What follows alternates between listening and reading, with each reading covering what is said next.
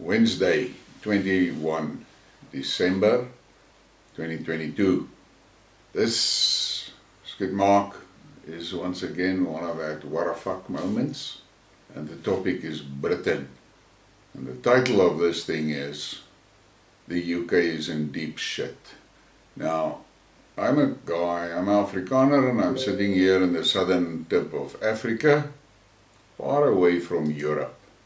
But I'm a keen observer, and I look at these things and I see signs that does not give me confidence in the future of the UK and of Europe in general. You've got a leadership crowd there that is far, far removed from the people of those countries. And it is sad if you think about it, because those countries claim to be democracies, but that word is actually being abused. In my young days, representatives that went to Parliament were selected from the communities, people that were farmers, doctors, lawyers, shopkeepers, blacksmiths, engineers, teachers, and sometimes the odd preacher. But they were people from the community, people with life experiences of that community.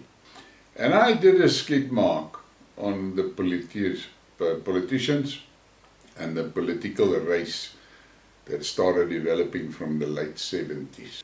Now, if you look today in your parliament in the UK, how many of those people that are sitting there does actually represent the people? Very few. They are, the ones that are sitting there are from a class that is way above the average citizen. They are professionals. Many of them never had to survive in a career or in a job or in a trade or nothing. They are academics and they were groomed to become politicians. So they have no idea what is going on in a farm on the Midlands, what's going on in a little town in the Highlands. What is the things that the baker are struggling with? What are the things that the teacher is struggling with? What are the things that the preacher must face daily? They've got no idea. Don't fool yourself. And the chaos in the British leadership over the past year is nothing else but a big fucking... And you ended up with an appointed governor of the WEF, effectively colonizing Britain. It is a WEF colony under control of King Schwab. And you may frown about this and you may think I'm crazy or I'm doing drugs or something. But think about it. Think about it. Who voted for Sunak? Who voted for him? Me, sitting here in South Africa, my first question is, look at that man. Look at him. Is that a British man? Don't come with your story of about I'm being now a racist and shit like that. Just answer me. Is that a British man? I'll tell you what, if I show that picture to my great-grandfather that fought the British at Magersfontein, and I show him that picture and he will tell me straight, that's no Englishman. And that is the fact. Go and ask around. That's not an Englishman. So there's your problem, part of your problem. And then you look at this information here. The Right Honourable Rishi Sunak was a founding partner of Thalim Partners, a major investor of £380 million in Moderna, who signed a 5-year deal with AstraZeneca in 2013 to discover, develop and commercialize mRNA. Sunak was one of the executives managing its US office. This guy is not a Briton, he's not an Englishman, and he has never been elected to the position in which he is today. And then we get to this. Europe must ignore any calls for ceasefire from Russia until it withdraws its troops from military operation zone. The West should continue to focus on reducing Russia's military power. Any calls for negotiations could allow Russian forces to regroup and replenish.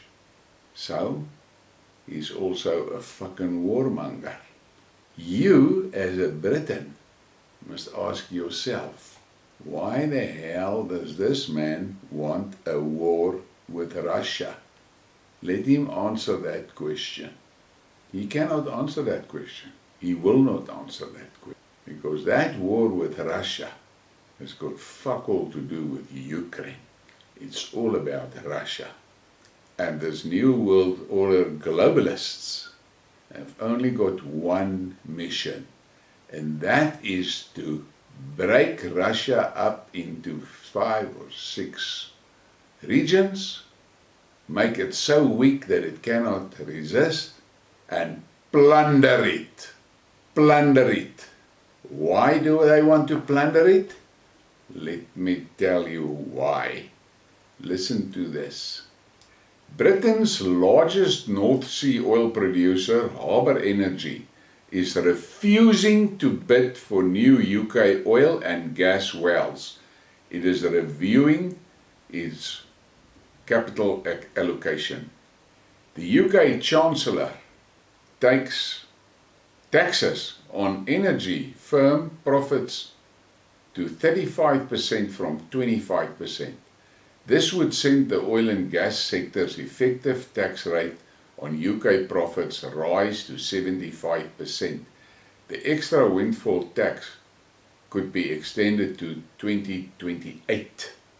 Shell is reviewing plans to invest $25 billion in Britain's energy system after the windfall tax policy. The UK Chancellor's statement is forcing Shell to re-examine a slew of projects in the pipeline. The French oil giant Total Energies has become the first major North Sea operator to cut investment as a direct result of the windfall tax.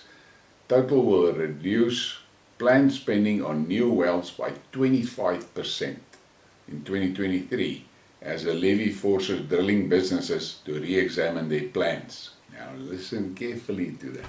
These are the major investors in the British economy. They are not going to do it. Britain is fucking bankrupt. But yet, your prime ministers saw it fit to send millions of pounds to the Ukraine. Send millions of pounds worth of military equipment. Your military guys are training Ukraine soldiers. Your military guys are stoking fires of war in the Ukraine. You, British, have special forces in the Ukraine, operating there. Many of them has been killed already by the Russians. So, what the fuck is Britain doing in the Ukraine? How does the Ukraine actually affect Britain? I thought Britain was out of the EU. Britain is out of his mind. That is where it's out of. Then look at this. The London IPO market dries up. The volume of funds raised by companies listing in London has nosedived by more than 90% this year, according to a new report by global consultancy KPMG, which attributes the drop-off to weak economic growth forecasts.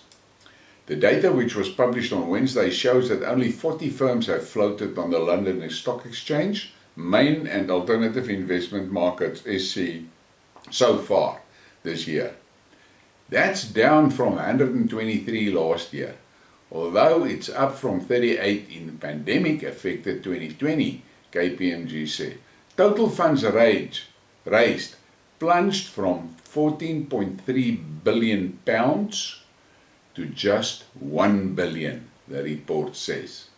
London hasn't had a single initial public offering, IPO, of $1 billion or more this year, and only 5 deals raised over $100 million, with the largest listing being $757 million share sale by Chinese maker of wind turbines.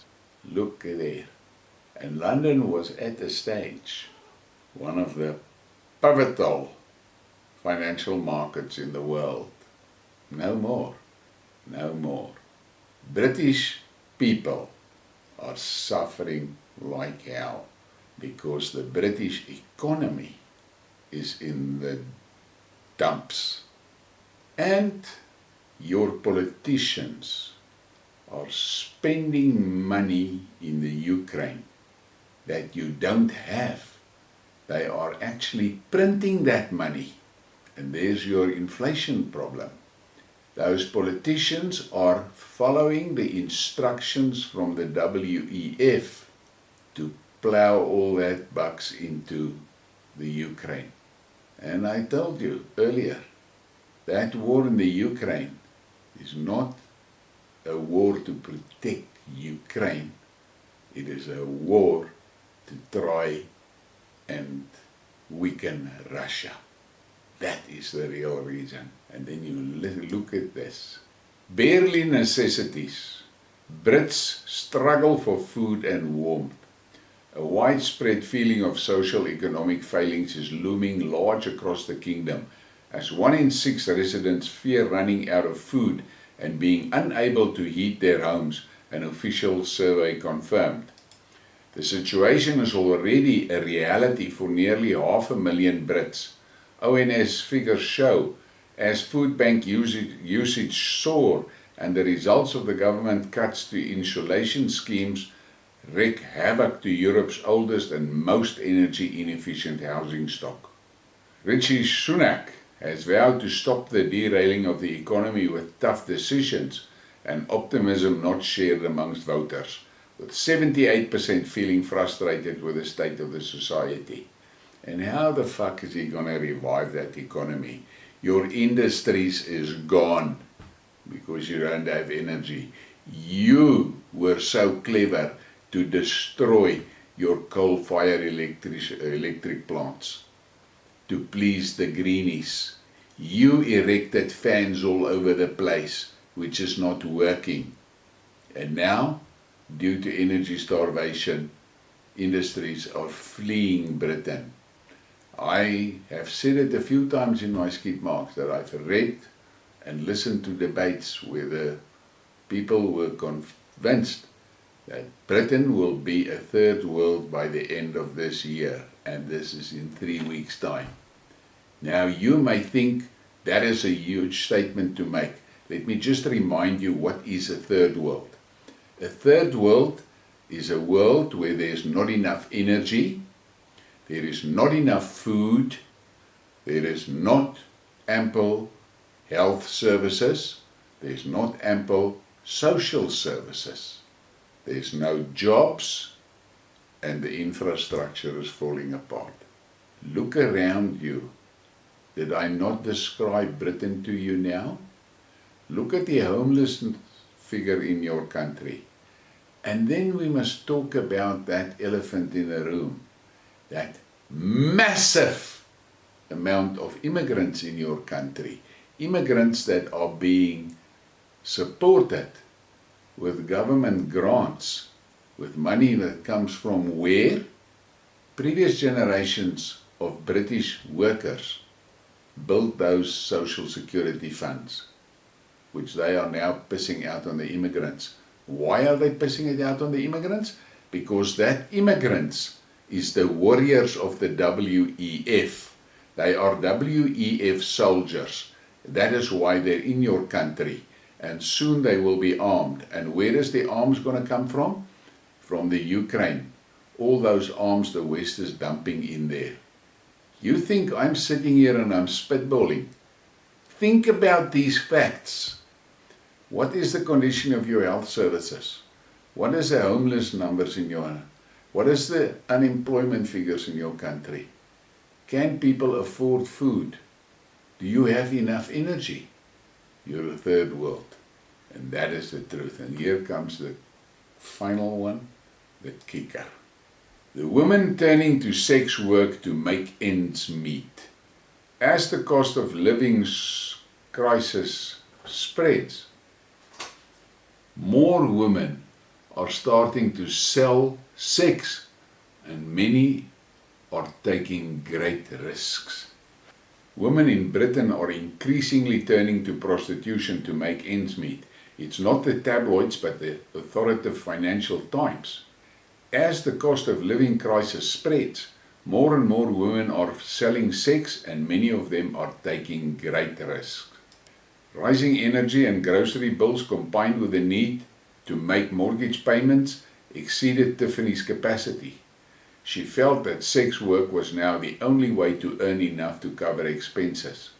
Financial Times analysis of all 21,000 British escort profiles on a prominent website shows that 3 times as many people have joined this year as in 2019. And now, listen to what I'm saying. There are millions of young, virile immigrants in your country. They are the customers for these women that turns to prostitution. And if there is a mishap, what is the result? A colored baby, which is 100% within the Kalergi plan. And your women are going to be abused, they're going to be raped, and they're going to be killed. And why? Because of that fucking politician specie that you bred in your country, and you tended them like a careful farmer, and you reared them, and now they are big and strong, and they are going to destroy your life because you made them so strong that the only way that you're going to stop them is if you have the guts to physically go after them. I know this is not a nice skidmark to do this time of the year, but this is the facts and the realities. And unfortunately, my channel doesn't get a lot of viewers from Britain. But the British people better take note of these things that I have mentioned in this skidmark, because your lives are at stake. Please give me a like, subscribe, and share the thing. Have a great evening.